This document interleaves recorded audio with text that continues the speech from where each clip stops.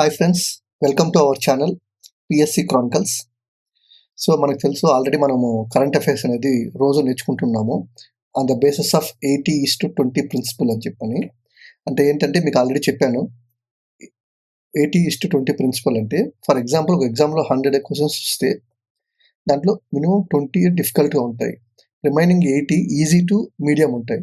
So మన notification వచ్చేంత వరకు కరెంట్ అఫైర్స్ ఓన్లీ 80లో ఏవైతే ఈజీగా ఉంటాయో అవి మటుకే కవర్ చేసేకి స్టార్ట్ చేసిన సిరీస్ ఇది. సో దీంట్లో మనం ఏం చేస్తామంటే రోజు టాప్ పేపర్స్ తెలుగులో Eenadu, like Sakshi, Telangana Today, PIB, Indian Express, Hindu, ఇలా వీటికి సంబంధించిన దాంట్లో మోస్ట్ మనకు ఎగ్జామ్ పాయింట్ ఆఫ్ వ్యూలో ఎక్కువ ఏ కరెంట్ అఫైర్స్ యూజ్ అవుతాయో వాటి మట్టుకే తీసుకొని దాన్ని డిఫరెంట్ డైమెన్షన్స్లో ఎక్స్ప్లెయిన్ చేయడం జరుగుతుంది అనమాట. సో ఆల్రెడీ మనం ఇప్పుడు స్టార్ట్ చేసి 3 days అయింది, ఇది 4th day. సో మీకు నేను చెప్పాను ఇది ప్లస్ ఈ కరెంట్ అఫైర్స్ మీరు చూసిన వెంటనే రివిజన్ చేయాలనుకుంటే మనకు వెబ్సైట్ ఉంటుంది, దాంట్లో వెళ్ళి చూసినా కానీ మనం చదువుకోవచ్చు అని చెప్పని. సో ఆ వెబ్సైట్ ఈ విధంగా ఉంటుంది. మీకు ఇక్కడ ఫర్ ఎగ్జాంపుల్ ఈరోజు కరెంట్ అఫైర్స్ మనం ఏవైతే చెప్తున్నామో అవన్నీ ఇక్కడ ఉంటాయి. మీరు దాన్ని ఒకసారి ఓపెన్ చేసి చదివినా కూడా అది రివిజన్ లాగా హెల్ప్ అవుతుంది. సో ఇక్కడ తెలుగు అనే ఆప్షన్ ఉంటుంది, దీని మీద క్లిక్ చేసినంటే అది ఆటోమేటిక్గా ట్రాన్స్లేట్ అయ్యి తెలుగులో కూడా డిస్ప్లే అవుతుంది. జస్ట్ గూగుల్ ట్రాన్స్లేషన్ లాగా ఉంటాయి, అక్కడక్కడ కొన్ని వర్డ్ ఎర్రర్స్ ఉంటాయి. అది ఇంకా అది మీకు అర్థమవుతుంది అనుకుంటున్నాను.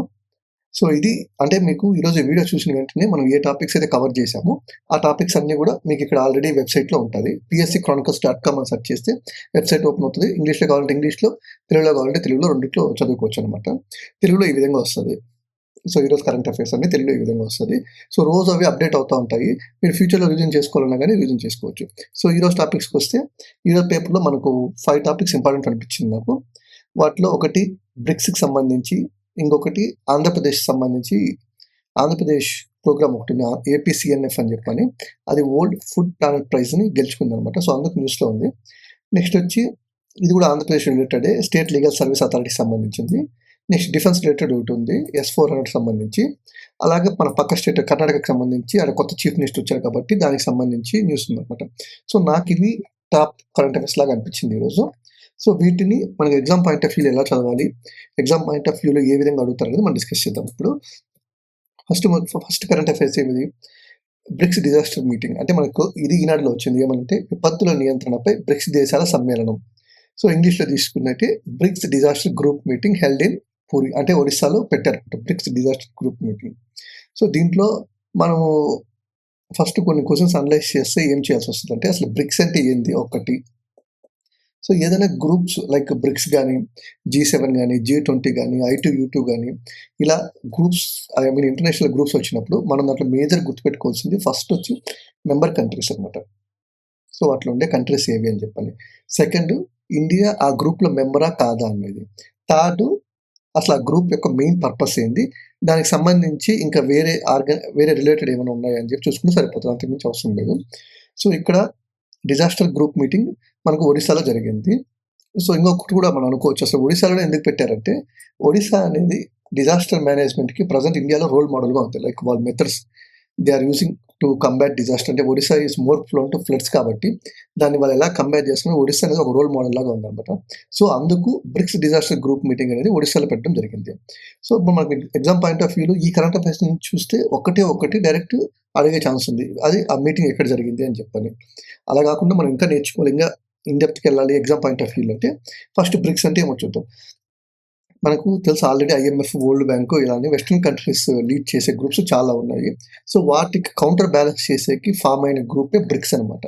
అంటే ఏవైతే emerging economies like developing countries అంటారు, ఆ కంట్రీస్ గ్రూప్తో ఫామ్ అయిందే బ్రిక్స్ అనమాట. ఇనిషియల్గా దీని ఫస్ట్ బ్రిక్స్ అంటే B అంటే బ్రెజిల్, R అంటే రష్యా, I అంటే ఇండియా, C అంటే చైనా, S అంటే సౌత్ ఆఫ్రికా. సో వీటిలో ఇనిషియల్గా 5 కంట్రీస్ ఉన్నాయి, Brazil, Russia, India, China, south Africa. కానీ 2024లో ఏం జరిగిందంటే కొన్ని కంట్రీస్ యాడ్ అయ్యాయి బ్రిక్స్కి. జనరల్గా మనం బ్రిక్స్ అంటే కన్ఫ్యూజ్ అయిపోతాం, 5 కంట్రీసే ఉంటాయని. కాదు, 2024లో ఇంకా కంట్రీస్ యాడ్ అయ్యాయి అనమాట. అవి ఏం యాడ్ అయ్యాయంటే Egypt, Ethiopia, Iran, Saudi Arabia, UAE and Indonesia. అంటే ప్రజెంట్ బ్రిక్స్ స్ట్రెంత్ ఎంతంటే 11 కంట్రీస్. సో 5 ఆల్రెడీ ఉన్నాయి, ఆ 5 కాకుండా కొత్తగా యాడ్ అయింది ఏమంటే Egypt, Ethiopia, Iran, Saudi Arabia, UAE, Indonesia. దీంట్లో సౌదీ అరేబియాకి సంబంధించి ఒక డౌట్ ఉంది, అది రకరకాల సోర్స్లో రకరకాలుగా రాశారు. కొన్నిట్లో సౌదీ అరేబియా జాయిన్ అయ్యింది బ్రిక్స్లో అన్నారు, కొన్నిట్లో సౌదీ అరేబియా ఇంకా బ్రిక్స్లో జాయిన్ అవ్వలేదని ఉంది. సో ఇది మటుకు ఎగ్జామ్ ముందు ఒక్కసారి వెరిఫై చేసుకోండి. సౌదీ అరేబియా బ్రిక్స్‌లో మెంబరా కాదా అని. ఆ లోపల నాకేదైనా అథెంటిక్ సోర్స్ గాని దొరికితే నేనే మీకు చెప్పడానికి ట్రై చేస్తాను. Saudi Arabia is a member of BRICS అని చెప్పని. సో ప్రెజెంట్ అయితే మీరు గుర్తుపెట్టుకోవాల్సింది బ్రిక్స్‌లో 11 కంట్రీస్ ఉంటాయని చెప్పని. సో ఇంకొకటి బ్రిక్స్‌కి సంబంధించి ఇంకొకటి ఇంపార్టెంట్ ఏమంటే బ్రిక్స్‌కి సంబంధించి 2 ఇన్‌స్టిట్యూషనల్ మెకానిజమ్స్ ఉన్నాయి. అందులో ఒకటి న్యూ డెవలప్‌మెంట్ బ్యాంక్ ఒకటి, ఇంకొకటి కాంటింజెంట్ రిజర్వ్ అరేంజ్‌మెంట్ అని చెప్పని. న్యూ డెవలప్‌మెంట్ బ్యాంక్ అంటే దీనికి ఇంకొక పేరు ఏమంటే బ్రిక్స్ బ్యాంక్ అనమాట. దీన్ని 2014లో ఎస్టాబ్లిష్ చేశారు. దీని హెడ్ క్వార్టర్స్ ఎక్కడ ఉందంటే షాంఘైలో ఉంది. షాంఘై అంటే చైనాలో ఉంది. సో ఇక్కడ న్యూ డెవలప్‌మెంట్ బ్యాంక్‌కి సంబంధించి కొన్ని ఇంపార్టెంట్ పాయింట్స్ ఏమంటే జనరల్‌గా ఓటింగ్ రైట్స్ ఉంటాయి కదా! ఈ ఆర్గనైజేషన్స్ కన్నా. దీంట్లో ఆల్ కంట్రీస్‌కి ఈక్వల్ ఓటింగ్ రైట్స్ ఉంటాయన్నమాట. నాన్ బ్రిక్స్ కంట్రీస్ కూడా న్యూ డెవలప్‌మెంట్ బ్యాంక్‌లో మెంబర్‌షిప్ పొందొచ్చు. ఈ 2 పాయింట్స్ గుర్తుపెట్టుకోండి. సో ఫౌండింగ్ మెంబర్సే కాకుండా నాన్ బ్రిక్ మెంబర్స్ కూడా న్యూ డెవలప్‌మెంట్ బ్యాంక్‌లో మెంబర్స్‌గా ఉండొచ్చు. నెక్స్ట్ ఇంకొకటి ఏమంటే కాంటింజెంట్ రిజర్వ్ అరేంజ్‌మెంట్. మనకేదైనా ఎప్పుడైనా బ్యాలెన్స్ ఆఫ్ పేమెంట్ క్రైసిస్ కానీ వచ్చినప్పుడు దాన్ని సాల్వ్ చేసేకి ఈ మెకానిజం తీసుకొచ్చారు. కాంటింజెంట్ రిజర్వ్ అరేంజ్‌మెంట్ అనమాట. సో నెక్స్ట్ బ్రిక్స్‌లో ఇంకొకటి ఇండియా రిలేటెడ్ చూసుకుంటే ఇప్పుడు ప్రెజెంట్ ఈ ఇయర్ జరిగేది 18th బ్రిక్స్ సమ్మిట్ అనమాట. దానికి ప్రెసిడెంట్ మన ఇండియానే. ఇది 4th టైమ్ అనమాట ఇండియా బ్రిక్స్ సమ్మిట్ హెల్డ్ చేయడం. సో ఎగ్జామ్‌లో ఏ విధంగా అడగొచ్చు which BRICS institution was established during 6th BRICS summit అంటే new development bank NDB. So ఈ కరెంట్ అఫైర్స్ నుంచి మీరు నేర్చుకోవాల్సింది ఏమంటే ఒకటి బ్రిక్స్ అంటే ఏంటి? బ్రిక్స్ కంట్రీస్ ఏంది? న్యూ డెవలప్‌మెంట్ బ్యాంక్ అంటే ఏంది? ప్లస్ కొత్తగా బ్రిక్స్‌లో జాయిన్ అయిన కంట్రీస్ ఏంది? ఇండియాకి సంబంధించి బ్రిక్స్ రిలేటెడ్ పాయింట్స్. ఈ year president BRICS group president ఎవరంటే ఇండియా. సో ఇది బ్రీఫ్‌గా చూసుకోవాలంటే మీరు ఆ వెబ్‌సైట్‌కెళ్తే మీకు కొంచెం ఇన్ఫర్మేషన్ కూడా దొరుకుతది బ్రిక్స్‌కి సంబంధించి. ఎగ్జామ్ పాయింట్ ఆఫ్ వ్యూలో సరిపోతది. ఇంతకు మించి ఎక్స్‌ట్రా చూసుకోవాల్సిన అవసరం అయితే లేదు. నెక్స్ట్ సెకండ్ ఇష్యూ వెళ్దాం. ఇది హిందీలో పబ్లిష్ అయింది. ఈరోజు ఆల్మోస్ట్ ఆల్ అన్ని పేపర్‌లో పబ్లిష్ అయింది ఈ ఆర్టికల్. ఏమంటే మనకు తెలుసు ఆంధ్రప్రదేశ్ గవర్నమెంట్ ఒక ప్రోగ్రామ్ రన్ చేస్తుంది అగ్రికల్చర్‌కి సంబంధించి. దాని పేరేమంటే AP community managed natural farming. అంటే ఏపీసీఎన్ఎఫ్ అంటారు. AP community managed natural farming. So దీనికి గ్లోబల్ లెవెల్‌లో రికగ్నైజేషన్ వచ్చిందనమాట. అంటే గ్లోబల్ లెవెల్‌లో ఫుడ్ ప్లానెట్ ప్రైజ్ అనేది ఉంది. దీన్ని ఈసారి ఏపీసీఎన్ఎఫ్‌కి ఇచ్చారు. నాట్ నేషనల్ గాని, స్టేట్ కానీ కాదు. గ్లోబల్ లెవెల్, ఇంటర్నేషనల్ లెవెల్‌లో ఏపీ కమ్యూనిటీ మేనేజ్డ్ నేచురల్ ఫార్మింగ్‌కి వచ్చిన గుర్తింపు అనమాట. ఎగ్జామ్‌లో ఏ విధంగా అడగొచ్చు 2026 ఫుడ్ ప్లానెట్ ప్రైజ్ ఎవరికి ఇచ్చారంటే Andhra Pradesh community managed natural farming. ఏదైనా ప్రైజెస్ గురించి వచ్చినప్పుడు మనం గుర్తుపెట్టుకోవాల్సిన 3 పాయింట్స్. దేనికిచ్చారు? అంటే ఎవరిచ్చారు అనే point important. So Food Planet Prize అనేది ఎవరు లాంచ్ చేశారంటే Kurt Bergfors Foundation. Sweden based foundation అనమాట. ఈ ఫౌండేషన్ పేరు గుర్తుపెట్టుకోండి అడగొచ్చండి. Kurt Bergfors Foundation. So Andhra Pradesh community managed natural farming అనే ప్రోగ్రామ్‌కి 2026 ఫుడ్ ప్లానెట్ ప్రైజ్ వచ్చింది. ఆ ఫుడ్ ప్లానెట్ ప్రైజ్ ఎవరిచ్చారంటే కర్ట్ బెర్గ్‌ఫోర్స్ ఫౌండేషన్. ఇది ఏపీ కమ్యూనిటీ మేనేజ్డ్ నేచురల్ ఫార్మింగ్‌కి సంబంధించి వస్తే ఇదొకటి నేచురల్ ఫార్మింగ్ ప్రమోట్ చేసేకి లాంచ్ చేసిన ప్రోగ్రామ్ ఇది ఏపీలో. ఇది 2016లో లాంచ్ చేశారు. దీన్ని ఇంప్లిమెంట్ చేసే సంస్థ పేరేమంటే రైతు సాధికార సంస్థ. ఆ పేరు గుర్తుపెట్టుకోండి. రైతు సాధికార సంస్థ. So Andhra Pradesh community natural farming అనేది 2006లో లాంచ్ చేశారు. దీని మెయిన్ 2016లో లాంచ్ చేశారు. దీని మెయిన్ ఎయిమ్ ఏమంటే to shift farmers away from chemical fertilisers and pesticides towards natural farming. Like pesticides free farming అంటారు కదా! సో ఏపీసీఎన్ఎఫ్‌లో గ్రూప్ 1 చదివే వాళ్ళు నేర్చుకోవాల్సింది ఇంకొకటి ఏమంటే 9 ప్రిన్సిపల్స్ ఉంటాయి ఏపీసీఎన్ఎఫ్‌కి సంబంధించి. సో అవి అడగొచ్చు ఎగ్జామ్‌లో. అది ఒకసారి చూసుకోండి. అది వెబ్‌సైట్‌లో చూసినా అక్కడ కూడా ఉంటదనమాట. సో క్వెషన్స్ ఏ విధంగా అడగొచ్చు. ఎవరికి 2026 వరల్డ్ ఫుడ్ ప్లాన్ ప్రైజ్ వచ్చిందని అడగొచ్చు. లేదా విచ్ ఆర్గనైజేషన్ ఎవరిచ్చారు అంటే కర్ట్ బెర్గ్‌ఫోర్స్ ఫౌండేషన్. ఈ పేరు గుర్తుపెట్టుకోండి. Kurt Bergfors Foundation. So okay. Next issue చూస్తే ఇది ఈనాడులో పబ్లిష్ అయిన ఆర్టికల్. ఏమనంటే ఇది కూడా ఏపీ రిలేటెడే. ఏపీ అంటే జనరల్ రిలేటెడ్. ఏపీ అనే కాదు. దీనికి ఏమి ఇచ్చారు హెడ్డింగ్ ఏముంది న్యాయ సేవాధికార సంస్థ ఎగ్జిక్యూటివ్ చైర్మన్‌గా జస్టిస్ రవీనాథ్ తిలహారి.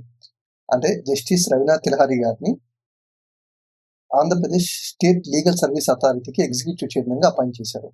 సో ఏంటి స్టేట్ లీగల్ సర్వీస్ అథారిటీ ఇంగ్లీష్‌లో అయితే. తెలుగులో అయితే న్యాయ సేవాధికార సంస్థ. దీనికి ఎగ్జిక్యూటివ్ చైర్మన్‌గా ఎవరిని అపాయింట్ చేశారంటే జస్టిస్ రవీనాథ్ తిలహారి గారిని అపాయింట్ చేశారు. సో దీనికి కొంచెం మనం బ్యాక్‌గ్రౌండ్ చూసుకుంటే మనకు తెలుసు మన కాన్స్టిట్యూషన్‌లో ఆర్టికల్ 39A అంటే directive principles of state policy కింద ఆర్టికల్ 39A ఉంది. దీంట్లో ఏం చెప్తారంటే state to provide free legal aid to all people. అంటే ఈ ఆర్టికల్ కంటే ముందు ఎవరికైతే డబ్బు ఉంటుందో, ఎవరైతే అఫోర్డ్ చేయగలుగుతారో వాళ్ళు మట్టుకే లాయర్స్‌ని పెట్టుకొని కోర్ట్‌కి అప్రోచ్ అయ్యేవాళ్ళు. సో, అలా గాకుండా free legal aid equal justice అందరికి ప్రొవైడ్ చేయాలి కాబట్టి government through 42nd constitutional amendment ద్వారా ఆర్టికల్ 39 ఇంట్రొడ్యూస్ చేశారు. సో, దీన్ని ఇంప్లిమెంట్ చేసేకి అంటే to provide free legal aid ఇది ప్రొవైడ్ చేసేకి 1987లో ఎస్టాబ్లిష్ చేసిన అథారిటీసే లీగల్ సర్వీస్ అథారిటీస్ అనమాట. అంటే సెంట్రల్ లెవెల్‌లో మనకేముంటదంటే national legal service authority, NALSA అంటారు. National legal service authority, state లెవెల్‌లో state legal service authority, district లెవెల్‌లో డిస్ట్రిక్ట్ లీగల్ సర్వీస్ అథారిటీ అని ఉంటదనమాట. సో, దీనికి జనరల్‌గా ఫర్ ఎగ్జాంపుల్ మనం సుప్రీం కోర్ట్‌లో తీసుకుంటే దీనికి 2 మెయిన్ పోస్టులుంటాయి. ఒకటి ప్యాట్రన్ ఇన్ చీఫ్ అంటారు. Patron in chief. దీనికి ఎవరైతే చీఫ్ జస్టిస్ సుప్రీం కోర్ట్‌కి ఉంటారో వాళ్ళు ప్యాట్రన్ ఇన్ చీఫ్‌గా ఉంటారు. అదే హైకోర్ట్‌కి ఎవరు చీఫ్ జస్టిస్‌గా ఉంటారో వాళ్ళు స్టేట్ లీగల్ సర్వీస్ అథారిటీకి ప్యాట్రన్ ఇన్ చీఫ్‌గా ఉంటారు. చీఫ్ జస్టిస్ తర్వాత ఉండే సీనియర్ మోస్ట్ జడ్జ్ దీనికి ఎగ్జిక్యూటివ్ చైర్మన్‌గా వ్యవహరిస్తారనమాట. అంటే సుప్రీం కోర్ట్‌లో national legal service authority executive chairman ఎవరుంటారంటే second senior most judge of supreme court executive చైర్మన్‌గా ఉంటారు. చీఫ్ జస్టిస్ ప్యాటర్న్ ఇన్ చీఫ్‌గా ఉంటారు. మనం ఎగ్జామ్‌లో కన్‌ఫ్యూజ్ అయ్యి ఏం చేస్తామంటే who act as executive chairman of national legal service authority అని అంటే మనం చీఫ్ జస్టిస్ ఆఫ్ ఇండియా అని రాస్తాం. అలా కాకుండా సెకండ్ సీనియర్ మోస్ట్ జడ్జ్ ఎవరు ఉంటారో వాళ్ళు ఎగ్జిక్యూటివ్ చైర్మన్‌గా ఉంటారు. చీఫ్ జస్టిస్ ప్యాటర్న్ ఇన్ చీఫ్‌గా ఉంటారనమాట. స్టేట్‌లో కూడా అంతే. Chief justice of concern state high court pattern in చీఫ్‌గా ఉంటారు. ఎగ్జిక్యూటివ్ చైర్మన్‌గా ఎవరైతే సెకండ్ సీనియర్ మోస్ట్ జడ్జిగా ఉంటారో అతను ఎగ్జిక్యూటివ్ చైర్మన్‌గా ఉంటారు. సో, రీసెంట్‌గా ఆంధ్రప్రదేశ్ స్టేట్ లీగల్ సర్వీస్ అథారిటీకి జస్టిస్ రవీనాథ్ తిలహారి గారిని ఎగ్జిక్యూటివ్ చైర్మన్‌గా అపాయింట్ చేశారు. సో, ఎగ్జామ్ పాయింట్ ఆఫ్ వ్యూలో క్వెషన్స్ ఎలా ఉండొచ్చు? Which article mandates equal justice? ఏమన్నా డిస్కస్ చేసాం. ఆర్టికల్ 39 ఇది ఏ కాన్స్టిట్యూషనల్ అమెండ్మెంట్ ద్వారా ఇంట్రొడ్యూస్ చేశారంటే 42nd కాన్స్టిట్యూషనల్ అమెండ్మెంట్. సో, మీకు ఇప్పుడు అర్థమైంది కదా! అంటే మనం న్యూస్ పేపర్‌లో ఒక ఆర్టికల్ తీసుకొని దాన్ని ఎగ్జామ్ పాయింట్ ఆఫ్ వ్యూలో ఎలా అడుగుతారనే వాటి మీద మనం ఎక్కువ డిస్కస్ చేస్తున్నాం. దాని బ్యాక్‌గ్రౌండ్ కనెక్ట్ చేస్తున్నాము. ఎగ్జామ్ పాయింట్ ఆఫ్ వ్యూలో ఇలా కూడా అడగొచ్చు అని అంటే లైక్ కన్‌ఫ్యూజ్ అయ్యే పాయింట్స్ ఏమి అవన్నీ కూడా డిస్కస్ చేస్తున్నాం అనమాట. సో, నెక్స్ట్ ఇష్యూకెళ్తే డిఫెన్స్ రిలేటెడ్. ఇది ఇది కూడా ఈనాడులో పబ్లిష్ అయింది. దీంట్లో హెడ్డింగ్ ఏముంది? 4వ స్క్వాడ్రన్ అందించిన రష్యా S-400 సంబంధించి అనమాట. అంటే S-400 అంటే ఏంటో చూద్దాం ఫస్ట్. S-400 అంటే ఎయిర్ డిఫెన్స్ సిస్టమ్ అనమాట. మనం ఆల్రెడీ లైక్ ఆపరేషన్ సింధూర్ జరిగినప్పుడు దీని గురించి చాలా విన్నాం మనం S-400 సంబంధించి. ఇదేమంటే long range surface to air missile system. ఈ వర్డ్ ఇలానే గుర్తుపెట్టుకోండి. S-400 అనేది long range surface to air missile system. నిన్న మనం డిస్కస్ చేసాం రుద్ర 2 మిజైల్ అని చెప్పి. అదేంది ఎయిర్ టు సర్ఫేస్ మిజైల్ అంటే పైనుంచి కింద ఉన్న టార్గెట్‌ని డిస్ట్రాయ్ చేస్తది. ఇదేంటిది surface to air missile system అంటే కింద నుంచి మనం కంట్రీ దగ్గర ఉన్న మిజైల్స్‌తో గాని వాటితో ఏదైనా గాని అటాక్ చేసినప్పుడు మనం ఈ S-400ని వాడి వాటిని డిస్ట్రాయ్ చేస్తామనమాట. సో, S-400 అనేది long range surface to air missile system. దీనికి మన ఇండియన్ గవర్నమెంట్ సుదర్శన్ చక్ర అనే పేరు పెట్టింది. రీసెంట్‌గా ఆపరేషన్ సింధూర్ తర్వాత. సో, మనకు 2018లో రష్యాతో ఒక అగ్రీమెంట్ చేసుకున్నాం. మనకు 5 స్క్వాడ్రన్స్ ఆఫ్ S-400 కావాలని చెప్పని. సో, రీసెంట్‌గా ఇప్పుడు మనకు 4th స్క్వాడ్రన్‌కి సంబంధించి S-400 మన ఇండియా రిసీవ్ చేసుకుందనమాట. సో, సిమిలర్‌గా మనకు డిఫరెంట్ కంట్రీస్‌లో long range air defence systems వచ్చాయి. ఎగ్జామ్ పాయింట్ ఆఫ్ వ్యూలో కూడా ఒక్కొక్కసారి మ్యాచ్ ద ఫాలోయింగ్ నుంచి జాయిన్ చేయమన్నమాట. వాటిలో మేజర్‌గా ఏమున్నాయంటే అంటే వరల్డ్ లెవెల్‌లో most reliable air defence systems ఏవేవి ఉన్నాయంటే థాడ్ అంటారు. ఇది యూఎస్ సంబంధించి. Terminal high altitude air defence థాడ్ యూఎస్ సంబంధించి. ఐరన్ డోమ్ ఇజ్రాయెల్ సంబంధించి. మీరు ఫ్రీక్వెంట్‌గా వింటా ఉంటారండి. ఐరన్ డోమ్ ఇజ్రాయెల్ సంబంధించి. సో, మనం ఇప్పుడు రష్యా నుంచి ఇది ఇంపోర్ట్ చేసుకుంటాం కదా! అలా కాకుండా మనం ఇండిజినియస్‌గా long range air defence measures launch చేయాలని చెప్పి ఇండియన్ గవర్నమెంట్ ప్రాజెక్ట్ కుషా అని ఒక కొత్త ప్రాజెక్ట్ స్టార్ట్ చేసిందనమాట. సో, ఇది ఇంకా డెవలపింగ్ స్టేజ్‌లోనే ఉంది. ఇంకా కంప్లీట్ కాలేదు. సో, ప్రెజెంట్ అయితే మన లాంగ్ రేంజ్ ఎయిర్ డిఫెన్స్ సంబంధించి మనం S-400 వాడుతున్నాము. ఫ్యూచర్‌లో మనం ఇండిజినియస్‌గా డెవలప్ చేసేకి లాంచ్ చేసిన ప్రాజెక్ట్ కుషా అనమాట. సో, వరల్డ్ లెవెల్‌లో సిమిలర్‌గా ఏముంటాయంటే యూఎస్ సంబంధించి థాడ్, ఇజ్రాయెల్‌కి సంబంధించి ఐరన్ డోమ్ అలా డిఫరెంట్ ఇవి మ్యాచ్ ద ఫాలోయింగ్ కూడా అడగొచ్చనమాట. సో, ఎగ్జామ్‌లో ఏమి అడగొచ్చు? S-400 is primarily classified which type of defence system? Surface to air missile. నిన్న రుద్ర మిజైల్ చూసాం. అదేంటిది air to surface missile. So, మనం ఎవరి దగ్గర నుంచి ఇంపోర్ట్ చేసుకుంటున్నాం అంటే రష్యా నుంచి ఇంపోర్ట్ చేసుకుంటున్నాం. ఇవి గుర్తుపెట్టుకుంటే సరిపోతుంది. S-400కి అంతకుమించి అవసరం లేదు. ఇండియా పెట్టిన పేరు ఏమంటే సుదర్శన్ చక్ర. సో, ఇది కూడా ఈ పని కూడా ఒకసారి గుర్తుపెట్టుకోండి. 36 టార్గెట్స్‌ని ఒకేసారి డిస్ట్రాయ్ చేస్తుందన్నమాట. దీనికి కేపబిలిటీ. 40 కిలోమీటర్స్ నుంచి 400 కిలోమీటర్స్ రేడియస్ పరిధిలో ఏదున్నా కూడా మన మీద అటాక్ చేసి దాన్ని డిస్ట్రాయ్ చేయగల కెపాసిటీ S-400కి ఉంది. సో ప్రాజెక్ట్ కుషాల్ అనేది గుర్తుపెట్టుకోండి. ఎందుకంటే ఇండియా ఓన్గా long range air defence missile system launch చేసి డెవలప్ చేసి స్టార్ట్ చేసిన ప్రాజెక్ట్ కుషాల్. సో నెక్స్ట్ ఈరోజు సంబంధించి కరెంట్ అఫైర్స్ చూస్తే మనకు తెలుసు కర్ణాటకలో సిద్ధరామయ్య గారు చీఫ్ మినిస్టర్గా రిజైన్ చేసి డీకే శివకుమార్ గారు చీఫ్ మినిస్టర్గా ఎలక్ట్ అవుతున్నారు. సో ఈరోజు పేపర్లో ఏమొచ్చిందంటే డీకే శివకుమార్ గారు ఓత్ తీసుకున్నారు, అంటే ప్రమాణ స్వీకారం చేశారు. ఇక్కడ అబ్జర్వ్ చేయండి, గవర్నర్ ప్రమాణ స్వీకారం చేపిస్తున్నారు, డీకే శివకుమార్ గారు చేస్తున్నారు అనమాట. సో దీని నుంచి మనం ఎగ్జామ్ పాయింట్ ఆఫ్ వ్యూ ఏదైతే చూసుకోవాలంటే జనరల్గా చీఫ్ మినిస్టర్స్కి అడ్మినిస్ట్రేటివ్ అంటే ఎవరు ప్రమాణ స్వీకారం చేపిస్తారంటే గవర్నర్.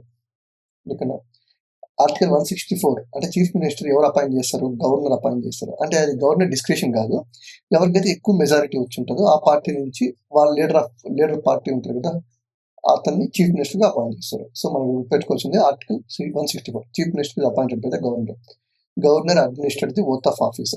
ఈ ఓత్ ఆఫ్ ఆఫీస్ మనకి ఎక్కడ ఉంటుంది అంటే కాన్స్టిట్యూషన్లో థర్డ్ షెడ్యూల్. అంటే థర్డ్ షెడ్యూల్లో మనకి ఎవరో ఏ విధంగా ప్రమాణ స్వీకారం చేయాలని మొత్తం థర్డ్ షెడ్యూల్లో ఉంటుంది. నిన్న మనం ఒకటి చూసాం, ఫోర్త్ షెడ్యూల్లో గురించి చూసాము. ఫోర్త్ షెడ్యూల్ ఏముంటుంది, allocation of seats in Rajya Sabha. మన రాజ్యసభ ఎలక్షన్ డిస్కస్ చేసేటప్పుడు ఇది పాయింట్ చెప్పాను నేను.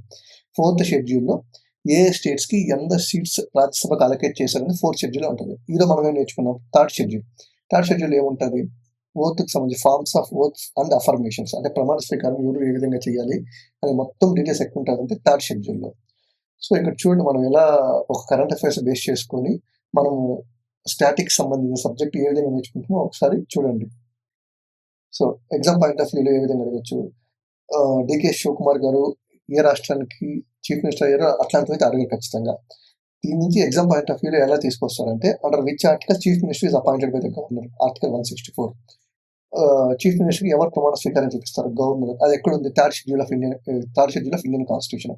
అలా రకరకాలుగా రావచ్చు అనమాట. సో మీరు ఒక న్యూస్ ఆర్టికల్ చూసిన వెంటనే వాటిని అనలైజ్ చేయండి, ఏ విధంగా అడగచ్చు క్వశ్చన్స్, దీన్ని మనం ఎక్కడెక్కడ కనెక్ట్ చేసుకోవచ్చు. ఇలా కనెక్ట్ చేసుకుంటూ చదివితే మన కరెంట్ అఫైర్సే కాదు, మన general studies syllabus nearly 60 to 70% అయిపోతుంది. ప్లస్ మనము ఎగ్జామ్లో ఆప్షన్స్ పెట్టేటప్పుడు అసలు కన్ఫ్యూజ్ కూడా కామన్నమాట. సో ఈ మెథడ్ని మీరు ఇంకా డిఫరెంట్ ఆర్టికల్స్ తీసి ఇంటర్ప్రిట్ చేసి నేర్చుకునే ట్రై చేయండి.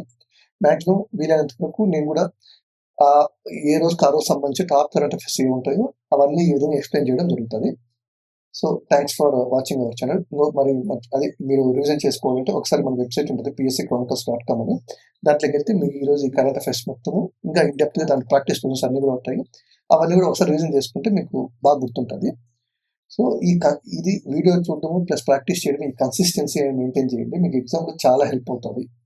So thank you for watching. We will meet tomorrow.